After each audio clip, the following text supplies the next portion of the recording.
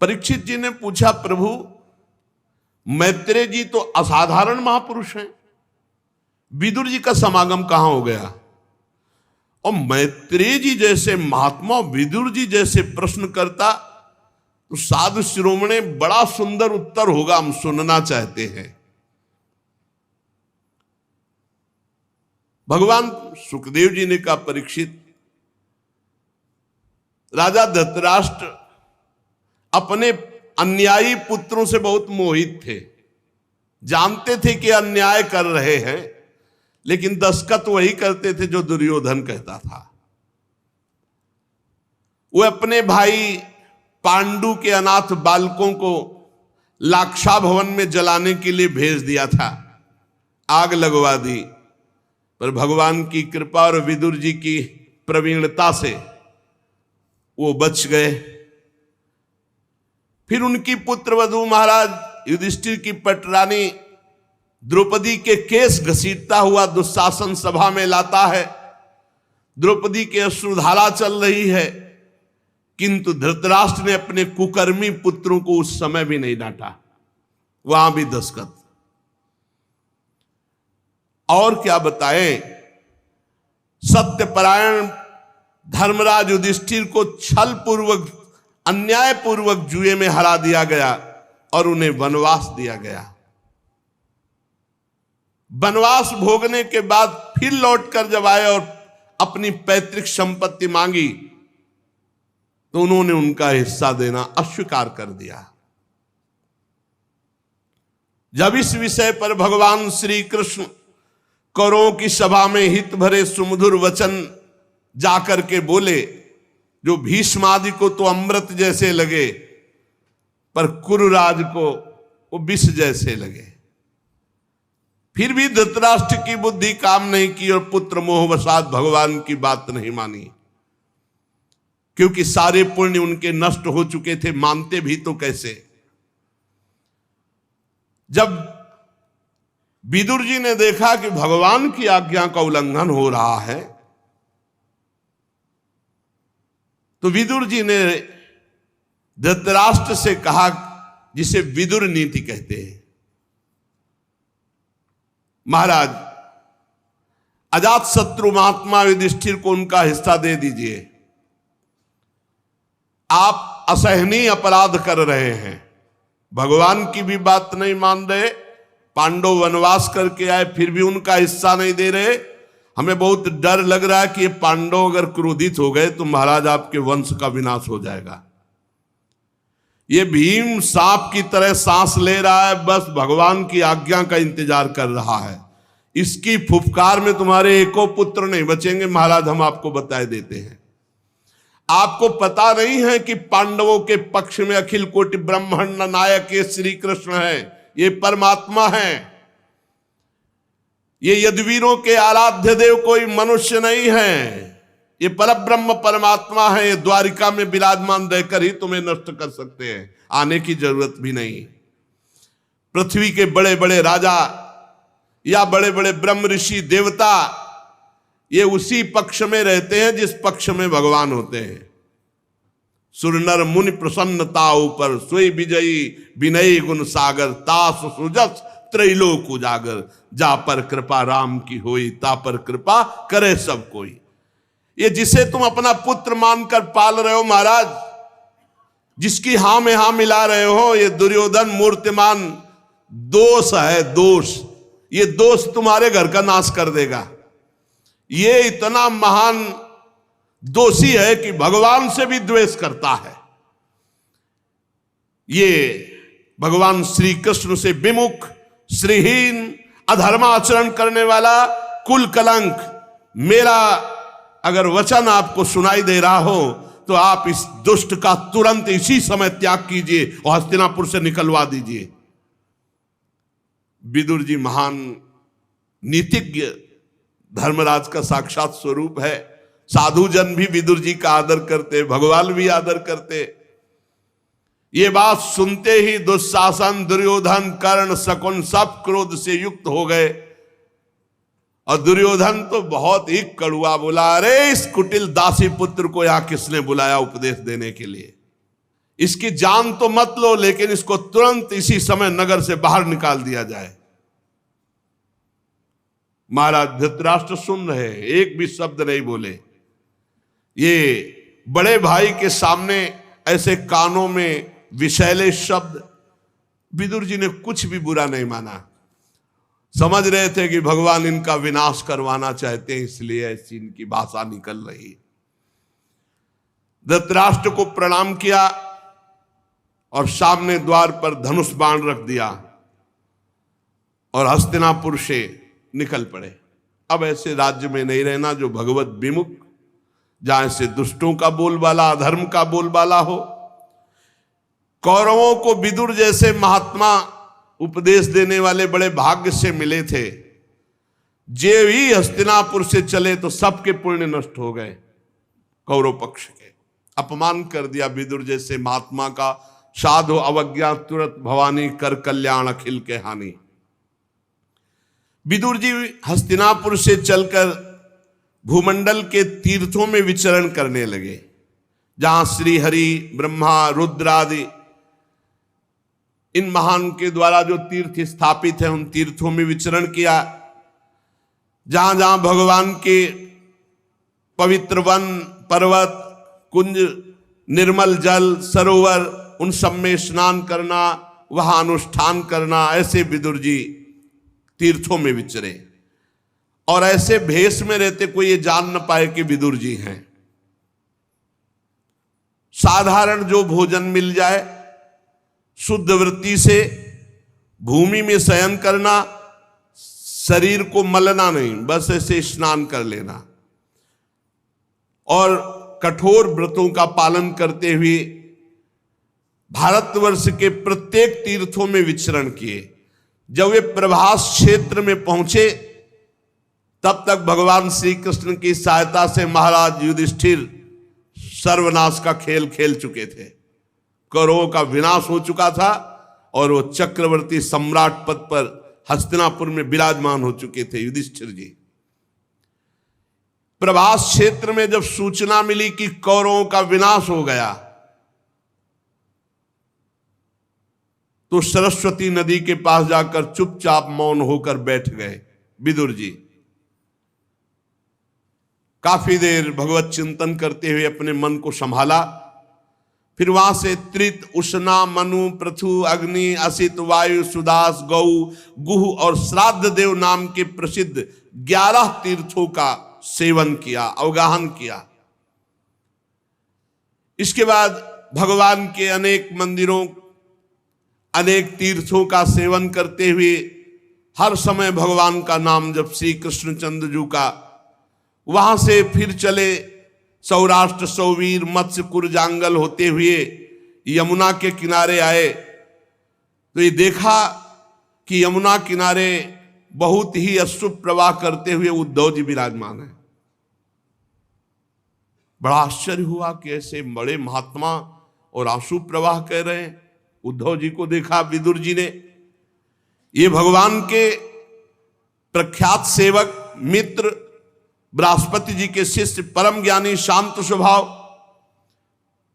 विदुर जी नजदीक गए। देव उद्धव जी ने देखा, गाढ़ आलिंगन किया। विदुर जी ने अश्रु देख करके समझ लिया कुछ तो ऐसा है जो नहीं सुनना चाहिए। पर उद्धव जी से पूछा, उद्धव जी, पुराण पुरुष बलराम जी और भगवान सच्चिदानंद श्री कृष्ण, जिनकी नाभि कमल से ब्रह्मा जी प्रकट हुए और ब्रह्मा जी की प्रार्थना से ये प्रकट हुए, सकुशल है ना? वसुदेव जी आदि सकुशल हैं। सात्वत, वृष्णि, भोज, दासार, वंशी, यादव, उग्रसेन, ये सब सकुशल हैं। महाराज युधिष्ठिर अपनी अर्जुन और श्री कृष्ण रूपी दोनों भुजाओं की सहायता से अब न्यायपूर्वक प्रजा का पालन कर रहे हैं, सकुशल है। बोलो उद्धव जी, ये दोनों परिवार सकुशल हैं। श्री सुखदेव जी कहते हैं कि जब विदुर जी ऐसा पूछने लगे तो उद्धव जी और रोने लगे। अपने स्वामी का स्मरण आ जाने से वो कुछ भी उत्तर न दे सके। बाल्यावस्था से भगवान श्री कृष्ण में आसक्त थे उद्धव, भगवान के साथ रहे हैं, अब तो वृद्ध हो गए हैं। बाल्यावस्था से भगवान की चिंतन में, भगवान के ही गुणगान में, अब तो वृद्ध हो गए, भगवान के साथ रहते हैं। और विदुर जी के पूछने पर तो और फफक कर रोने लगे। विदुर जी का हृदय घबरा गया। उद्धव जी श्री कृष्ण के चरणारविंद मकरंद के सुधा सरोवर में बोल न सके। आनंद मगन होकर तीव्र भक्ति के द्वारा उनकी बड़ी ऊंची स्थिति, वृद्ध शरीर, शरीर में रोमांच, मुंदे हुए नेत्रों से प्रेमाश्रुधारा। विदुर जी ऐसे उद्धव जी के दर्शन करके बहुत कृतकृत्य हो रहे हैं। कुछ समय बाद उद्धव जी बाह्य दशा को प्राप्त हुए और विदुर जी से कहने लगे, विदुर जी जो आप पूछ रहे हो हम उन प्रभु से वंचित हो गए हैं। भगवान श्री कृष्ण रूपी सूर्य अस्त हो गया है। विदुर जी मैं क्या कुशल सुनाऊं, अब ये मनुष्य लोग बड़ा भागा हो गया है और यदुवंशी तो नितांत अभागे, भाग्यहीन हो गए। क्योंकि जब श्री कृष्ण के साथ रहते थे उन्होंने पहचाना ही नहीं कि परब्रह्म परमात्मा है। जिस तरह समुद्र में अमृत था पर मछलियां नहीं पहचान पाई कि समुद्र में अमृत है, ऐसे ही यदुवंशी लोग बस भगवान को एक श्रेष्ठ योगी समझते, ये नहीं समझ पाए कि सर्वात्मा भगवान है। सर्वांतर्यामी भगवान को एक श्रेष्ठ योगी, एक श्रेष्ठ यादव, भगवान की माया से मोहित इन यदुवंशियों ने भगवान की निंदा तक की, शिशुपाल आदि। ये नहीं समझ पाए आज मैं उन्हीं भगवान से वंचित हो गया हूं। उद्धव जी कह रहे जिन्होंने कभी तपस्या नहीं की थी उन लोगों ने भी दर्शन भगवान का पाया।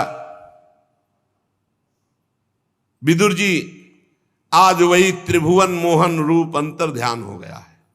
अब भगवान प्रगट में अपने रूप को नहीं रखा, अंतर ध्यान कर लिया। मेरे नेत्र ही छिन गए और उद्धव जी रोने लगे।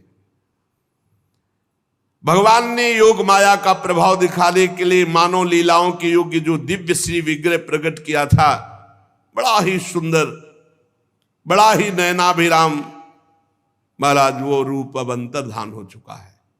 भगवान ने लीला संवरण कर ली है।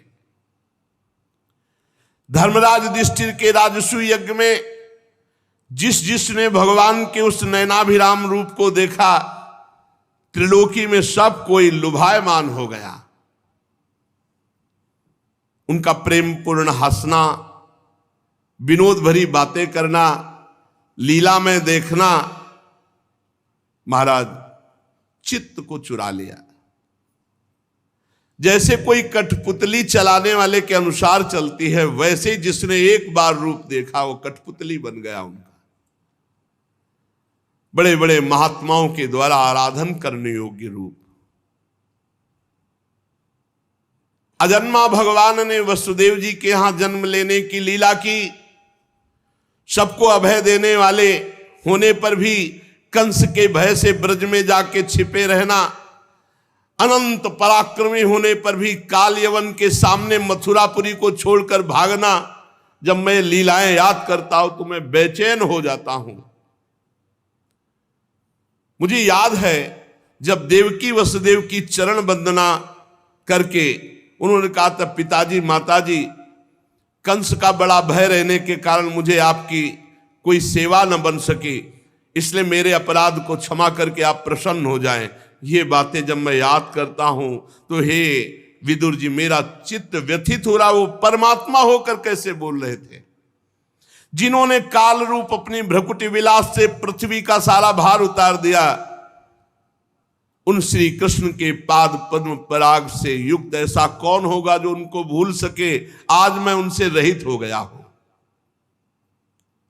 आप लोगों ने राजस्व यज्ञ में प्रत्यक्ष देखा था कि गिन गिन कर गालियां दे रहा था शिशुपाल भगवान श्री कृष्ण को, और जब भगवान ने सुदर्शन चक्र से प्रहार किया तो उसको वो गति मिली जो बड़े बड़े योगी मुनियों के द्वारा वांछित है।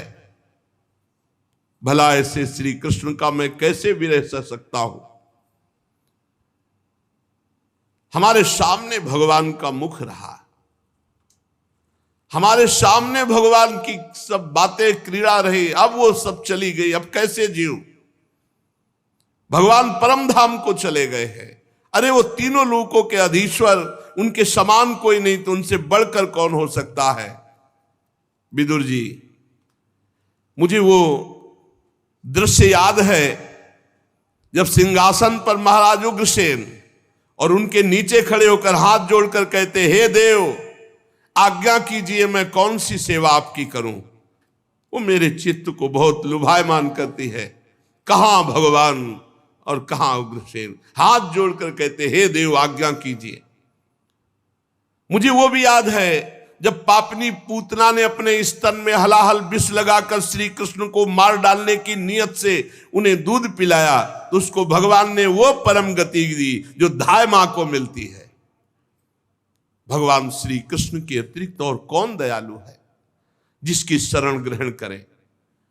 मैं उन असुरों को भी भगवान का बड़ा कृपा पात्र समझता हूं जिन्होंने वैर भाव से ही सही भगवान श्री कृष्ण का सदा चिंतन तो किया। रणभूमि में सुदर्शन चक्र धारण किए हुए दौड़ते हुए भगवान का दर्शन करते हुए प्राण त्याग किया। उन असुरों को भी मैं भगवान का भक्त मानता हूं। ब्रह्मा जी की प्रार्थना से पृथ्वी का भार उतार कर उसे सुखी करने के लिए कंस के कारागार में वसुदेव देवकी के यहां भगवान अवतार लेते हैं। कंस के डर से पिता वसुदेव जी ने उन्हें नंद बाबा के ब्रज में पहुंचा दिया। वहां वे बलराम जी के साथ 11 वर्ष तक ब्रज लीला करके फिर यमुना के उपवन में हरे वृक्षों में कलरव करते हुए पक्षियों के झुंड में बछड़े चराते हुए ग्वाल बाल की मंडली में ब्रजवासियों की दृष्टि आकृष्ट करने के लिए बाल लीला करते हुए कभी रोते कभी हंसते कभी खेलते, ऐसे ब्रजवासियों को 11 वर्ष तक सुख दिया। ब्रज में बैल बछड़ों गौओं को चराते हुए अपने अधरों पर बांसुरी बजाकर गोपियों को ब्रजवासियों को बड़ा सुख देते हुए कंस ने उन्हें मारने के लिए मायावी मनमाना रूप धारण करने वाले राक्षसों को भेजा। अगासुर बकासुर भगवान ने खेल खेल में मार डाला, जैसे बालक खिलौनों को तोड़ फोड़ डालता है। काली नाग का दमन करना, विष को अमृत बना देना, ग्वाल बालों को पुनः जीवित कर देना, भगवान श्री कृष्ण के इन लीलाओं का बहुत हृदय में अब वो अंतर्धान हो गए। महाराज नंद बाबा ने जब इंद्र की पूजा तो भगवान ने रुकवा कर गोवर्धन पूजा कराई। बहुत गुस्सा हो गया इंद्र और विनाशकारी प्रलयंकारी जल बरसाया। भगवान ने खेल खेल में गोवर्धन पर्वत को 7 दिन 7 रात उठा करके ब्रजवासियों की रक्षा की। महाराज संध्या के समय जब सारे वृंदावन में शरद की चंद्रमा की चांदनी छिटक गई, श्री कृष्ण सम्मान करते हुए गोपियों का आवाहन किया और गोपियों के साथ प्रेम में रास विहार किया। ऐसे में श्री कृष्ण से रहित हो गया। उद्धव जी ने विदुर जी से विनय की और आगे भगवान की विविध लीलाओं का गायन करते हुए उद्धव जी अपने हृदय को संतुष्ट कर रहे हैं। सुशेष चर्चा आगे। श्री राधा वल्लभ लाल की जय।